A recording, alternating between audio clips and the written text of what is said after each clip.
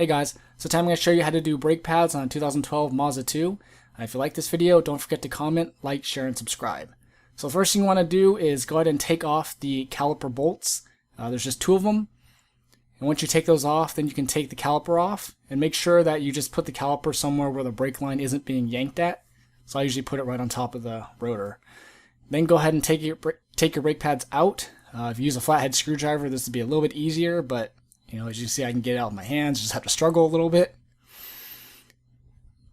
So after that, also make sure you note the brake indicator, the pad indicator. This particular car only has one for both pairs, which is kind of weird. Anyways, just note that.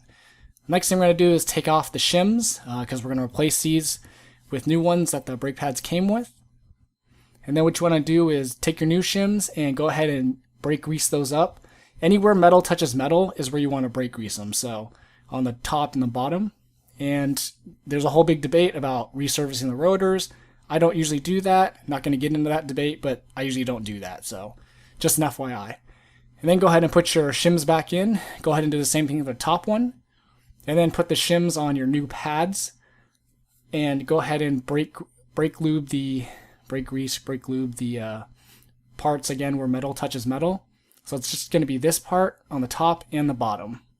And if you want to do inside and outside of the shims, like under and over, where where the actual brake caliper touches the shim, you can. I usually don't do that because it makes a mess. And so if you notice, I did get a little bit of brake grease on the pad. So go ahead and wipe that off, and then go ahead and put your pads back in. And then the other one, same exact thing. So once you get those back in, then take your C-clamp and one of the old pads, and you want to compress your caliper piston back in. Make sure you monitor your brake reservoir, because if you have the correct amount of fluid in there, when you do this process, you're going to force fluid through the line, and it's going to overflow your reservoir. So make sure you suck out some of the brake fluid so that doesn't happen. Once you compress the piston, go ahead and put the brake caliper back over your rotor, and then put the two caliper bolts back in, and that's basically it. So hope this video helped you, and again, if you like the video, don't forget to like, share, and subscribe. Thanks for watching.